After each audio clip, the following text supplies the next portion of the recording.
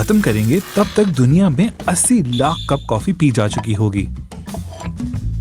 Coffee पिछले कम से कम 1500 सालों से पी जा रही है और कुछ लोग कहते हैं कि इसका असर इतना ज्यादा है कि इसने दुनिया में रोशन ख्याली के दौर को फरोग दिया, जिसने कई बड़े आइडियाज को जन्म दिया जो आज की दुनिया की बुनियाद है।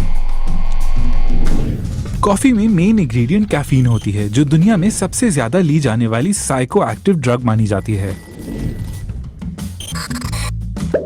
तो कॉफी आई कहां से और जब हम इसे पीते हैं तो ये हमारे साथ क्या करती है?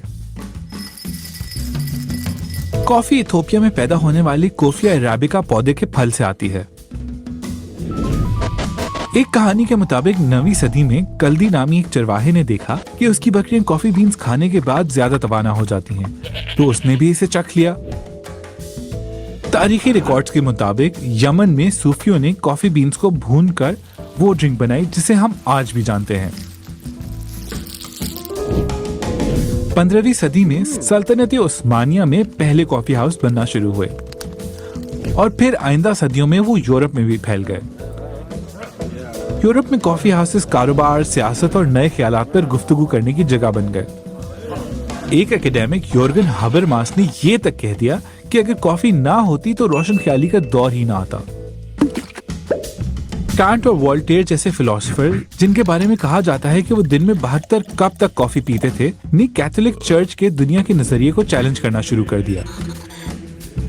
इसके बजाय उन्होंने साइंस की मदद ली, ये मानते हुए कि कायनात में हर चीज की रैशनल यानी अकली तौर पर वजाहत की जा सकती है। इस नाम नेहाद रोशन ख्याली के दौर ने हमारी दुनिया को हमेशा के लिए बदल दिया। इसकी वजह से बादशाहतें खत्म हुई, जमहूरियत को फरोग मिला और कई साइंटिफिक डिस्कवरीज हुई। कॉफी की वजह से गुलामों की तजारत यानी स्लेव ट्रेड में भी इजाफा हुआ। फ्रांसीसी लोग अफ्रीका से लाए गए गुलामों से हेटी के बागात में काम करवाते थे और 19वीं सदी के आगाज में ब्राजील अफ्रीकी गुलामों की मदद से दुनिया की 1/3 कॉफी पैदा करने वाला मुल्क बन गया। कुछ लोग ये भी कहते हैं कि इसने कैपिटलिज्म यानी सरमायादारी को भी फरोग दिया। कंपनियों ने अपने वर्कर्स में कॉफी बांटना शुरू कर दी और फिर उन्हें कॉफी ब्रेक्स देना शुरू कर दी। ये कोई रहमदिल काम नहीं था, वो एक्चुअली अपने वर्कर्स की प्रोडक्टिविटी बढ़ाने की कोशिश कर रहे थे। चलिए फास्ट फॉरवर्ड करके मौजूदा दौर में आते हैं और अब रोजाना 2 अरब कप कॉफी पी जाती है। ये सालाना 90 अरब डॉलर की इंडस्ट्री है और सबसे ज्यादा अहम बात यह है कि अब ये अरबों लोगों की रोजमर्रा की जिंदगी का हिस्सा है। तो कॉफी से हमारे जिस्म पे क्या असर होता है? जब कैफीन आपके डाइजेस्टिव सिस्टम में दाखिल होती है तो ये आपकी इंटेस्टाइन्स यानी आंतों के जरिए आपके खून में शामिल होती है, लेकिन इसके असरात तब शुरू होते हैं जब ये आपके नर्वस सिस्टम से मिलती है। ये इसलिए होता है क्योंकि कैफीन का केमिकल स्ट्रक्चर आपके जिस्म में बनने वाली एक और चीज से मिलता है, एडेनोसिन। कैफीन जिस्म में एडेनोसिन के रिसेप्टर से जुड़ जाती है, जो कि आपकी नर्व सेल्स के सरफेस पर होते हैं। ये बिल्कुल ऐसा ही है जैसे चाबी से ताला खोलना।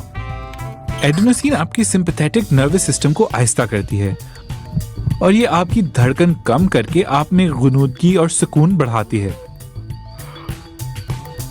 इन रिसेप्टर्स को रोककर कैफीन जिस्म में उल्टा इफेक्ट करती है। मिसाल के तौर पर आपका ब्लड प्रेशर थोड़ा सा बढ़ सकता है, खास तौर पर अगर आपको कॉफी पीने की आदत ना हो। ब्रेन एक्टिविटी के साथ भी यही होता है। कैफीन आपके ब्रेन को स्टिमुलेट करती है, भूख को कम करती है और आपको चाको चौबंद रहने में मदद करती है ताकि आप ज्यादा देर तक तवज्जो दे सकें। कैफीन आपकी मूड को भी बेहतर कर सकती है, थकन के एहसास को कम करती है और फिजिकल परफॉर्मेंस इंप्रूव करती है। इसीलिए कई एथलीट्स इसे सप्लीमेंट के तौर पर लेते हैं। इसके असरात 15 मिनट से 2 घंटे के दरमियान रह सकते हैं। आपका जिस्म कैफीन को 5 से 10 घंटों में निकाल देता है, लेकिन कैफीन के कुछ असरात ज्यादा देर तक रह सकते हैं।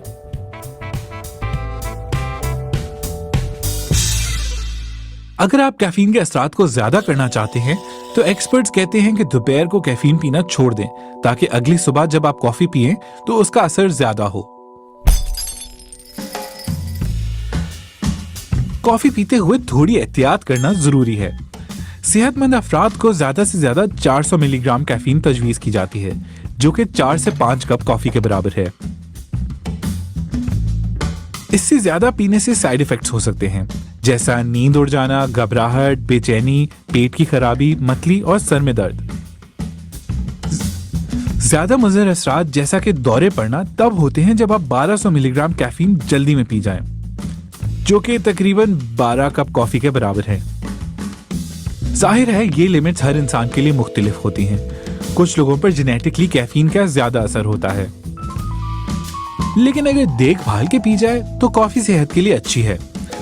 मसलन हार्वर्ड यूनिवर्सिटी की डॉक्टर मेटियस हेन के मुताबिक इसको टाइप 2 डायबिटीज, दिल की बीमारियां, कुछ कैंसर्स और पार्किंसंस का रिस्क कम करने के साथ मुंसलिक किया जाता है। लेकिन इन सब फवायद का ताल्लुक सिर्फ कैफीन से ही नहीं है। कॉफी में और भी फायदेमंद अज्जा होते हैं, जैसा कि क्लोरोजेनिक एसिड, जो एक एंटीऑक्सीडेंट होता है जिससे कई बीमारियों का रिस्क कम होता है। तो अगली बार आप जब कॉफी का मग पकड़े तो शायद आप उसे एक मुख्तलिफ नजर में देखेंगे।